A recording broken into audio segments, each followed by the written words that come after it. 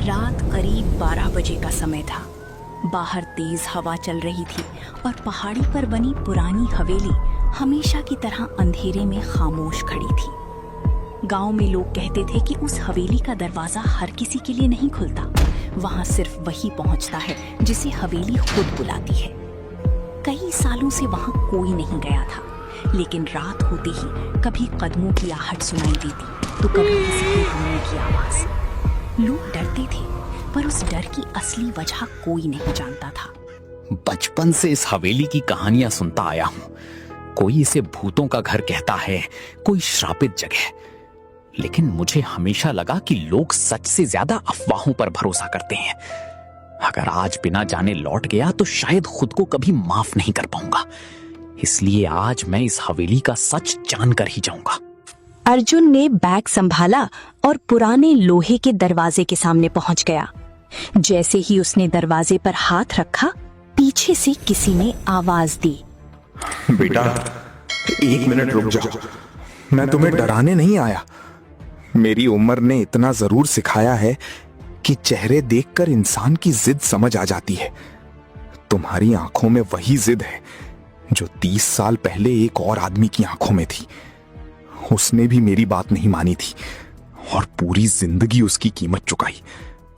अगर मेरी बात पर थोड़ा भी भरोसा है तो अभी लौट चलो। काका, अगर आज लौट गया तो जिंदगी भर यही सोचता रहूंगा कि इस दरवाजे के पीछे क्या था। मैं किसी को गलत साबित करने नहीं आया, सिर्फ सच जानने आया हूं। अगर यहां कोई राज छिपा है तो आज सामने आना ही चाहिए। अगर फैसला कर ही लिया है तो एक बात याद रखना, इस हवेली में अपने डर से ज्यादा अपने भरोसे पर नजर रखना।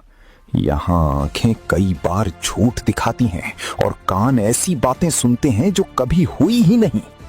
जो खुद पर भरोसा खो देता है वो इस हवेली से हार जाता है।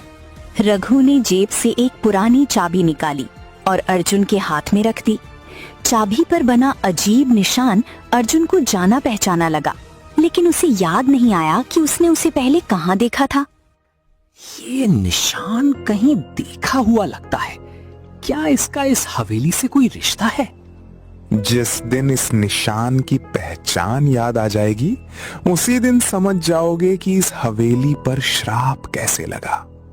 अब जाओ, शायद 30 साल बाद यहाँ बंद एक कहानी फिर से जागने वाली है। ये खुल गया। वो कुछ पल हैरान रहा। उसने दरवाजा खोला और अंदर कदम रखा। हवेली के भीतर अजीब सी ठंड थी। बाहर तेज हवा थी, लेकिन अंदर सब कुछ बिल्कुल शांत था, जैसे यहाँ समय रुक गया हो।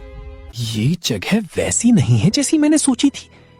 यहाँ डर कम और खामोशी ज्यादा है, लेकिन ऐसा क्यों लग रहा है जैसे कोई अभी अभी यहाँ से होकर गया हो। अर्जुन धीरे धीरे आंगन में बढ़ा। तभी ऊपर से किसी भारी चीज के घिसटने की आवाज आई। उसने सिर उठाकर देखा। पूरा बरामदा अंधेरे में डूबा था, लेकिन उसे साफ महसूस हुआ कि कोई उसे देख रहा है। जो भी है सामने आ जाओ। मैं लड़ने नहीं आया, सिर्फ सच जानना चाहता हूँ। अगर यहाँ कोई राज छिपा है तो आज सामने आ जाना चाहिए। उसी वक्त पीछे से एक शांत आवाज आई। सवाल पूछने का तरीका बिल्कुल अपने पिता जैसा है। फर्क सिर्फ इतना है कि उन्होंने पहली रात ये गलती नहीं की थी। अर्जुन धीरे धीरे पलटा। सामने सफेद कपड़े पहने एक बूढ़ा खड़ा था।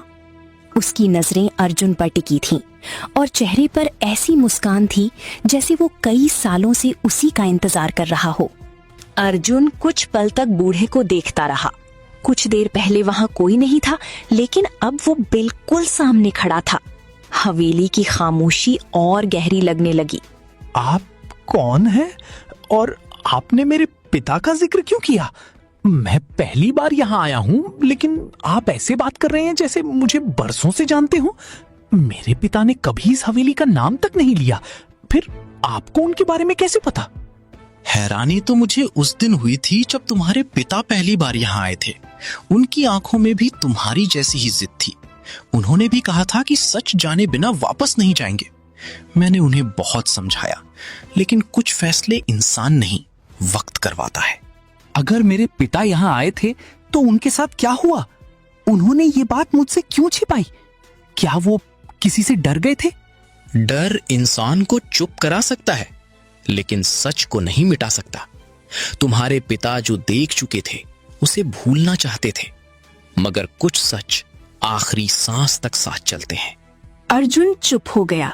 उसे महसूस हो रहा था कि बूढ़ा हर सवाल का पूरा जवाब नहीं दे रहा। अगर सच में मेरे पिता यहाँ आए थे तो शुरुआत वहीं से कीजिए। उस रात आखिर हुआ क्या था?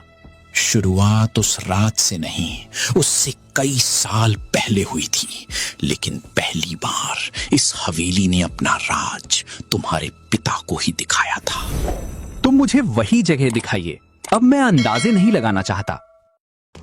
बूढ़ा बिना कुछ बोले लंबे बरामदे की तरफ चल पड़ा। अर्जुन भी उसके पीछे हो लिया। कुछ देर बाद दोनों एक पुराने कमरे के सामने पहुंचे। दरवाजा आधा खुला हुआ था। इस कमरे में कदम रखने से पहले एक बात याद रखना, यहाँ जो भी दिखाई दे उस पर तुरंत भरोसा मत करना। इस कमरे ने कई लोगों का भरोसा छीन लिया है। अब लौटने का सवाल ही नहीं उठता। चाहे अंदर कुछ भी हो, मैं अपनी आंखों से देखूंगा। अर्जुन ने धीरे से दरवाजा खोला। कमरे में पुराने फर्नीचर के अलावा कुछ खास नहीं था, लेकिन सामने दीवार पर टंगी एक बड़ी तस्वीर ने उसका ध्यान खींच लिया। पूरे परिवार के चेहरे साफ थे। सिर्फ बीच में खड़े एक आदमी का चेहरा किसी नुकीली चीज से पूरी तरह मिटा दिया गया था। बाकी सबके चेहरे सही हैं, लेकिन सिर्फ इसी आदमी का चेहरा क्यों मिटाया गया? उसने ऐसा क्या किया था? लोगों ने उसका चेहरा इसलिए नहीं मिटाया क्योंकि वो बुरा था, बल्कि इसलिए क्योंकि वो उन्हें अपने सबसे बड़े पाप की याद दिलाता था। मतलब गलती उसकी नहीं थी? गलती उसकी नहीं, उन लोगों की थी जिन्होंने बिना सच जाने फैसला कर लिया। उसी फैसले ने इस हवेली की किस्मत बदल दी। इतना कहते ही ऊपर वाली मंजिल से एक छोटी बच्ची की धीमी हंसी सुनाई दी। अर्जुन ने तुरंत ऊपर देखा। बरामदा खाली था, लेकिन आवाज दोबारा आई, इस बार पहले से ज्यादा साफ। बूढ़े का चेहरा अचानक गंभीर हो गया। वो जाग गई। कौन? जिसका चेहरा इस तस्वीर में कभी था, लेकिन आज कोई उसे याद भी नहीं करना चाहता। अर्जुन का चेहरा सफेद पड़ गया। तस्वीर की खाली जगह पर अब एक छोटी लड़की का चेहरा एकदम साफ उभर आया था और उसकी नजरें सीधे अर्जुन पर ही टिकी थीं। अभी कुछ देर पहले यहाँ कोई चेहरा नहीं था, फिर ये तस्वीर अचानक कैसे बदल गई? ये लड़की कौन है और आपको देखकर बिल्कुल भी हैरानी क्यों नहीं हो रही? मुझे हैरानी नहीं होती, क्योंकि ये पहली बार नहीं हुआ। तुम्हारे पिता ने भी यही चेहरा देखा था और यही सवाल पूछा था, लेकिन उस रात मैं भी पूरे सच से अनजान था। अगर मेरे पिता यहाँ आए थे तो फिर दोबारा कभी लौट कर क्यों नहीं आए? क्या वो डर गए थे? नहीं बेटा, वो डर कर नहीं गए थे। जाते समय उन्होंने मुझसे एक वादा किया था। उन्होंने कहा था, अगर कभी मेरा बेटा यहाँ आए तो उसे किसी बात के लिए मजबूर मत करना। सच अगर उसकी किस्मत में होगा तो हवेली खुद उसे वहां तक ले जाएगी। मतलब उन्हें पहले से पता था कि मैं एक दिन यहाँ आऊंगा? बूढ़े ने कोई जवाब नहीं दिया। वो धीरे धीरे कमरे के दूसरे कोने में रखी पुरानी लकड़ी की मेज के पास गया। पूरे कमरे में धूल थी, लेकिन मेज बिल्कुल साफ थी। यही बात मुझे शुरू से अजीब लग रही है। पूरे कमरे में धूल है, लेकिन ये मेज बिल्कुल साफ है। ऐसा क्यों? हर चीज वैसी नहीं होती जैसी दिखाई देती है। कुछ जगहें अपनी यादों को खुद संभाल कर रखती हैं, और ये कमरा उन्हीं में से एक है। मैं आपकी बात समझ नहीं पा रहा। समझ जाओगे, लेकिन उससे पहले मेरे साथ चलो। अब समय आ गया है कि तुम्हें उस जगह ले चलूं जहां से इस हवेली का असली रहस्य शुरू हुआ था। दोनों कमरे से बाहर निकले और लंबे बरामदे से होते हुए हवेली के पिछले हिस्से में पहुंचे। वहां एक पुराना कमरा था जिसके दरवाजे पर मोटी लोहे की जंजीर लगी हुई थी। अगर ये कमरा इतने सालों से बंद है तो अंदर से किसी के चलने की आवाज कैसे आ रही है? क्योंकि इस हवेली की सबसे बड़ी गलती यही थी। कमरे को बंद कर दिया गया, लेकिन इसके अंदर छिपे सच को कभी बंद नहीं किया जा सका। इस कमरे में आखिर है क्या? अगर अभी बता दूं तो शायद तुम ये दरवाजा कभी नहीं खोलोगे। और अगर मैंने नहीं खोला तो पूरी जिंदगी यही सोचते रहोगे कि तुम्हारे पिता आखिरी बार इसी कमरे से बाहर निकलते समय रो क्यों रहे थे। अर्जुन कुछ पल चुप रहा। उसने बूढ़े की आंखों में देखा। पहली बार उसे लगा कि ये आदमी झूठ नहीं बोल रहा। उसने धीरे से जंजीर को हाथ लगाया। उसी वक्त कमरे के अंदर से किसी ने बहुत हल्के से दरवाजा खटखटाया। एक बार, फिर दूसरी बार। अर्जुन का हाथ वहीं रुक गया। अब फैसला तुम्हारा है। दरवाजा खोलोगे तो वापसी का रास्ता पहले जैसा नहीं रहेगा। अर्जुन कुछ पल तक दरवाजे को देखता रहा। डर भी था और बेचैनी भी, लेकिन उससे बड़ा सवाल उसके पिता का था। उसने धीरे से जंजीर हटाई और दरवाजे को धक्का दिया। दरवाजा चरमराते हुए खुला, मगर अंदर कोई नहीं था। कमरा पूरी तरह खाली दिखाई दे रहा था। अभी कुछ पल पहले अंदर से दरवाजा खटखटाने की आवाज आई थी। अगर यहाँ कोई नहीं है तो वो आवाज किसकी थी? और ये कमरा बाकी कमरों से इतना अलग क्यों लग रहा है? तुम जो महसूस कर रहे हो वही तुम्हारे पिता ने भी किया था। उन्हें भी लगा था कि इस कमरे में कुछ अजीब है, लेकिन बाद में समझ आया कि बेचैनी कमरे में नहीं, उनके अतीत में थी। आप बार बार मेरे पिता की बात करते हैं। आखिर उन्होंने यहाँ देखा क्या था? इसीलिए तो तुम्हें यहाँ लाया हूं, लेकिन पहले उस दीवार को ध्यान से देखो। अर्जुन ने दीवार की तरफ देखा। मोटी धूल के बीच एक छोटा हिस्सा बिल्कुल साफ था, जैसे वहां बार बार किसी ने हाथ लगाया हो। ये निशान नया लग रहा है। क्या हाल ही में कोई यहाँ आया था? इसीलिए तो तुम्हें यहाँ लाया हूं। आपकी हर बात नया सवाल खड़ा कर देती है। अगर यहाँ कोई नहीं रहता तो ये निशान कैसे बने? क्योंकि उस रात के बाद गांव वालों ने इस हवेली की तरफ देखना ही छोड़ दिया। सबने डर को सच मान लिया। बूढ़े ने दीवार पर हाथ रखा और एक ईंट दबाई। अगले ही पल दीवार का छोटा हिस्सा खिसक गया। अंदर एक पुराना लकड़ी का डिब्बा रखा था जिस पर धूल जमी हुई थी।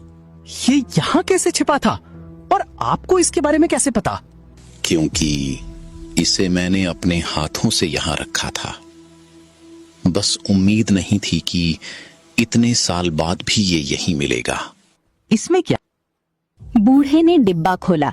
अंदर एक पुरानी चांदी की घड़ी और एक मुड़ा हुआ कागज रखा था। घड़ी देखते ही उसने गहरी सांस ली। मैंने सोचा था ये सब खत्म हो चुका होगा, लेकिन किस्मत चाहती थी कि तुम ये अपनी आंखों से देखो। ये घड़ी किसकी है और ये खत किसने लिखा? बूढ़े ने कांपते हाथों से कागज खोला। कुछ पल पढ़ता रहा, फिर उसकी आंखें भर आईं। क्या लिखा है? आप चुप क्यों हो गए? ये तुम्हारे पिता की लिखावट है। अर्जुन के चेहरे का रंग बदल गया। क्या? उन्होंने लिखा है, अगर मेरा बेटा कभी इस हवेली तक पहुंचे तो उसे सच बताने से पहले ये जरूर कहना कि मैंने उससे कभी झूठ नहीं बोला। मैंने सिर्फ सही समय का इंतजार किया। अर्जुन की नजर खत पर टिक गई। अगर ये मेरे पिता का खत है तो इसका मतलब वो यहाँ दोबारा आए थे। फिर उन्होंने मुझे कभी बताया क्यों नहीं? क्योंकि जब वो आखिरी बार इस कमरे से निकले थे तब वो अकेले नहीं थे। मतलब? उसी समय कमरे के बाहर किसी के कदमों की आवाज सुनाई दी। दोनों एक साथ दरवाजे की तरफ देखने लगे। आवाज धीरे धीरे पास आई, फिर बिल्कुल बाहर आकर रुक गई, लेकिन बाहर कोई नहीं था। वो आ गया, कौन आ... जिसका इंतजार ये हवेली 30 साल से कर रही थी। कमरे के बाहर कुछ पल तक गहरी खामोशी रही। अर्जुन और बूढ़ा दरवाजे की तरफ देखते रहे। ऐसा लगा जैसे कोई बाहर खड़ा उनका इंतजार कर रहा हो। फिर कदमों की आवाज धीरे धीरे दूर चली गई। अभी कोई यहीं था, मैंने साफ कदमों की आवाज सुनी। अगर बाहर कोई नहीं है तो वो कौन था, और आपने क्यों कहा कि वो 30 साल बाद लौटा है?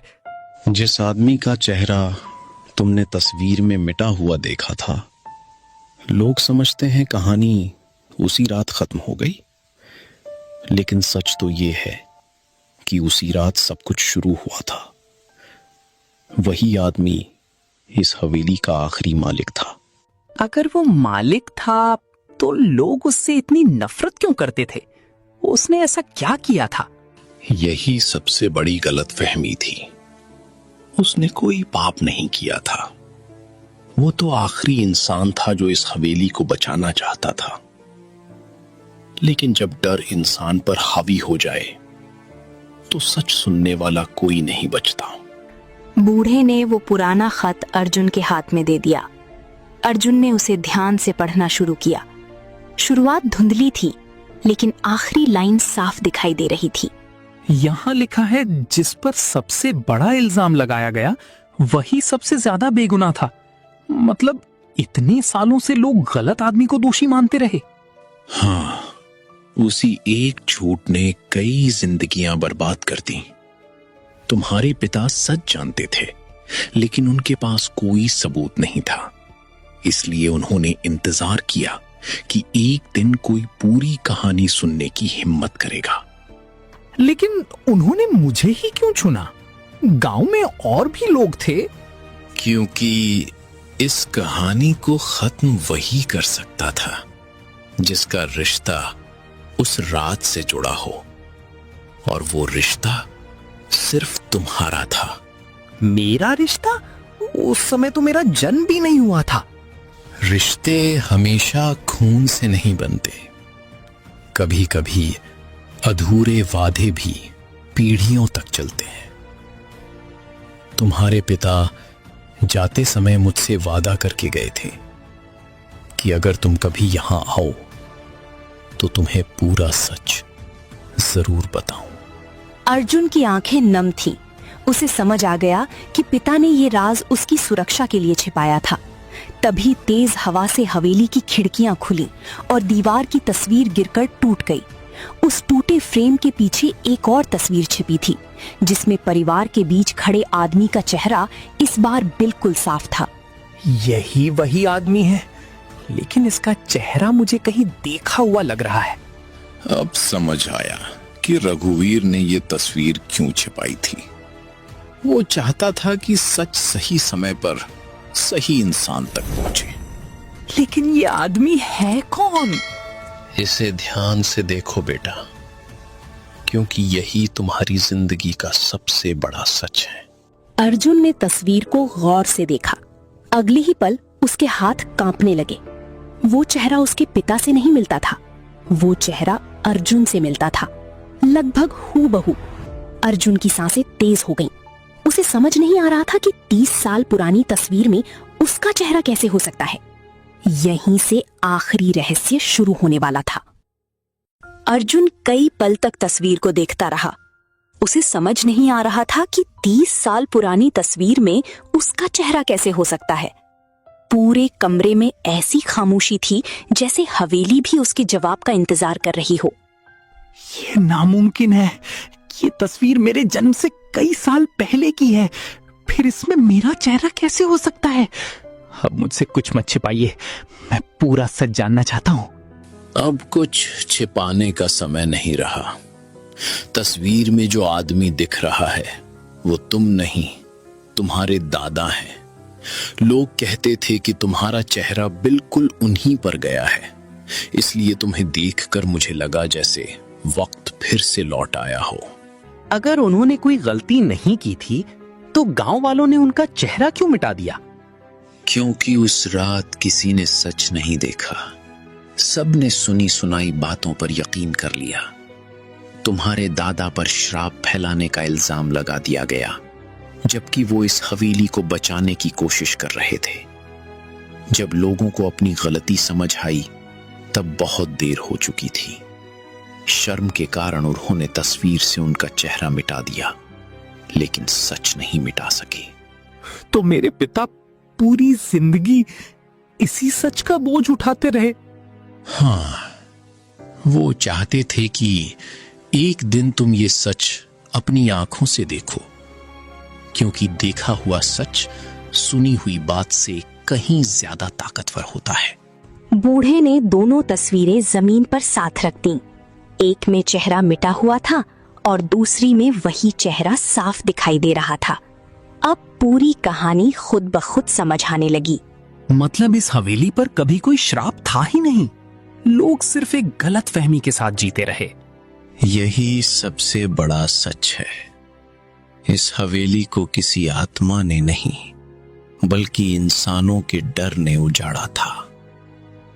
जब लोग सच से भागते हैं, तो हर परछाई उन्हें भूत लगती है और हर खामोशी श्राप। अर्जुन ने गहरी सांस ली। उसके मन का बोझ धीरे धीरे हल्का होने लगा। जिस हवेली को गांव वाले वर्षों से शापित मानते थे, वो दरअसल एक अधूरी कहानी और गलत फैसले की गवाह थी। मैं इस सच को छिपाऊंगा नहीं।